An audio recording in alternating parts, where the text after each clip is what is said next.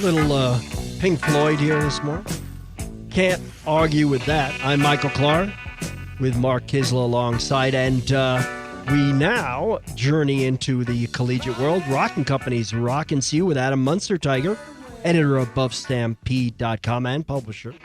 And Adam is, you can follow him at AdamCM777. And brought to you by Rockin Company, making Colorado beautiful with natural stone construction for 5 decades. Rockin Company, rockinco.com, proud CU alums and supporters. Zadie's Deli, hitting it out of the park with those great sandwiches, stuffed with homemade corned beef and the other deli treats, pastrami, etc. Free parking front and back in Cherry Creek at 121 Adams Street, and they cater Zadie's Deli. And we welcome in our weekly guest. Most every week we have him, Adam Munsterteiger. Good morning, Adam. Good morning. A lot going on. We focused on the great investigation into the handling of Joe Tumpkin, the safety who was safeties coach, who was a defensive leader on the staff there. And a woman reported to the CU Buffs that she was suffering domestic abuse from Tumpkin, and yet he was allowed to coach and call signals in the bowl game after that revelation, and the complex machinations that went on inside the program. And one of the big results of all of that is an extension for the National Coach of the Year, Mike McIntyre, has still not been voted on. And you have some insight into what's the delay here. Yeah, last week we had talked about the most recent meeting the CU Board of Regents had, and the press release they put out after that meeting made it look like they were dragging their feet and punting this over to Bruce Benson's office, the president's office, when actually they were prepared to go to a public vote on Mike McIntyre's contract extension proposal at that meeting, but the lawyers from the Kozan O'Connor law firm, the firm that conducted the investigation on the whole Joe Tumpkin, I guess you could call it a saga, and they told the Regents to wait on their vote, and the reason being they wanted to have the report that will be made available to the public ready to go at the same time that they make that vote. They had produced that 97-page report to the Regents, but I don't know. I guess you're working at $1,200 an hour. You don't feel the rush to get the public report ready to go for that meeting as well. So I know I don't when I work at $1,200 an hour.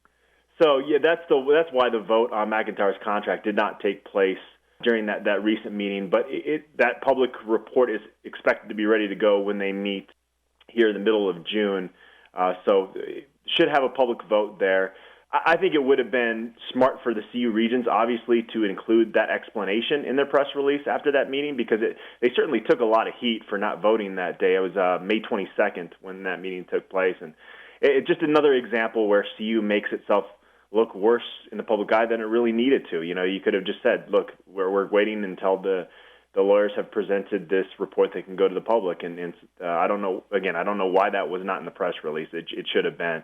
And then, last week we talked, and I made a prediction that I think this is going to get voted on, and I think Mike McIntyre's contract is going to get approved. And I do expect that to happen either on the 15th or 16th of this month. And now, as I reported on our site earlier this week, and the Daily Camera had a short story on it, the victim, Tumpkin's ex, is likely going to sue the school.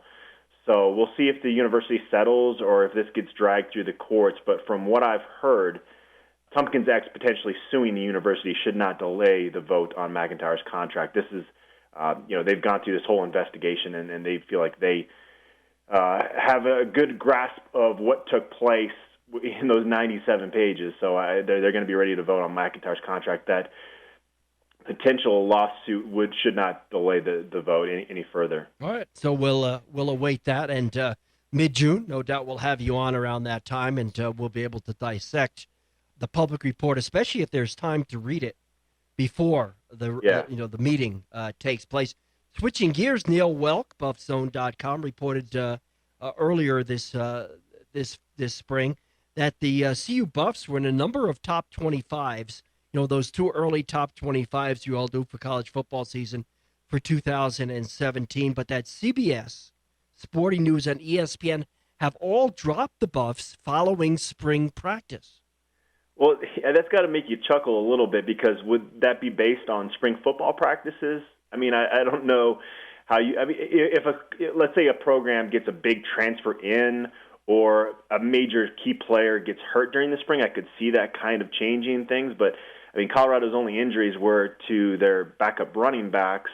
So I don't really know why you would change it following spring ball. Now, I don't necessarily fault anybody for having Colorado outside of their top 25 just because of what they lose defensively. I think, if you put a gun to my head, I'd probably rank them somewhere in the 30 to 40 range nationally. They certainly have some questions to answer this year. So it's funny to me that they dropped after spring football practice. Yeah, it could have nothing to do with spring, just people coming to their senses saying, wait a minute, even though you have some experience coming back on the defensive side, including guys who are not starters, you are losing 8 starters on the defensive side, including 3 draft picks to the NFL in the defensive backfield alone.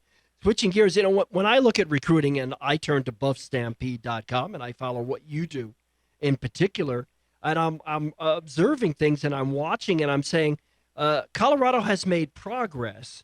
They are no longer seem to be recruiting against Colorado State, although there will be the overlap on offers to players, no doubt, especially in state.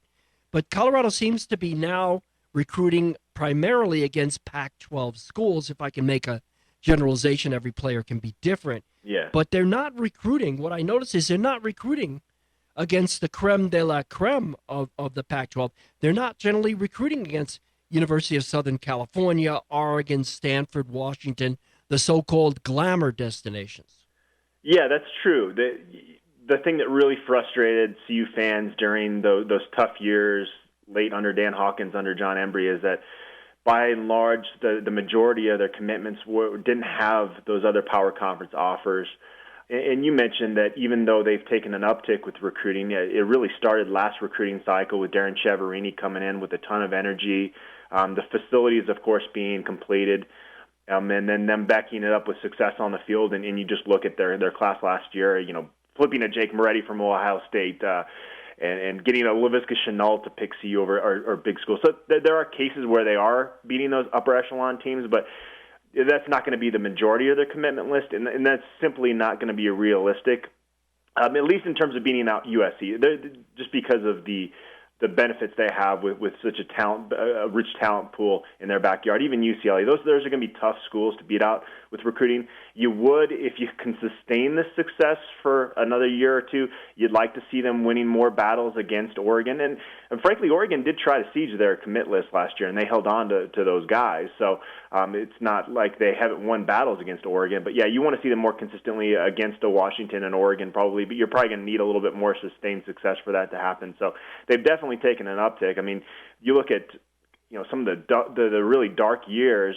that 2011 class, they had 8 signees that had no other power conference options at all, and only 11 of those 23 signees that year actually completed their eligibility in Boulder. So they've fixed the attrition issue. They've gotten that uptick with recruiting. I think it will take a little bit more success for them to keep winning some of those big battles, at least when you talk about the majority of a recruiting class. It's something I had on our agenda, but we never have enough time to talk. You and I could talk all show, and we used to do shows together for that reason. Yeah. You were my co-host for a while. I gave Kisla 5 opportunities to say, what do you like in terms of an overtime rule of the NFL? And as a college guy, primarily, I wanted to know, what is your solution to the NFL overtime? Good question. I think the college football is a little too gimmicky. I mean, you put the teams in scoring range right from the jump at the 25. I don't like that. But maybe if you put them, I kind of like the college setup though, where both teams go back and forth and each have a possession. I would say maybe put them at the 50-yard line and kind of go with the college setup, but don't put them in field goal range. So I guess that would be my solution. It would kind of speed it up a little bit. Put them at the 50. You'd have to get a first down or two to at least get in field goal range, and it would kind of speed up the process. You wouldn't see ties like we've had in recent years in the NFL. What do you think about that? Well, I think it's a great idea. And what's interesting about it is it's what Kiz came up with top of his head while we were debating back and forth, because he hates the college setup. The only thing I hate about the college setup is how false the statistics that come out of it are. Yeah. How cheap the touchdowns, all the points, how it inflates things, because it is tough to score, and it shouldn't be cheapened there. But I like that both teams get a chance and that they switch as to who goes first after each series, because team that wins the toss in the NFL and college has a big advantage, whether they get the ball first or whether they get to go second in the college format. So Kiz says put them at their own 40 with 60 yards to go, so you're not in field goal range, and let them run a 2-minute drill and give them 2 minutes, to score max, 2 minutes max, and do that, back and forth. Or, as I suggested, why not ties? Why not let teams that have struggled, and we know now with football players, often at great cost, why not let them, both teams, feel a little better about what they've left on the field that day? Ties are okay. Adam? Ties are kissing your sister, Michael. No one wants to kiss their sister. Well, I didn't want to kiss mine, either one of them, actually, and I'd hold that position even today. But so you got me there. All right. So that has been Rockin Company's Rockin CU. Adam, we'll talk to you next week. And everybody, tune in and subscribe, buffstampede.com. Thank you, Adam. Thanks, Michael. And that is Rockin Company's Rockin CU, also brought to you by Zadie's Deli.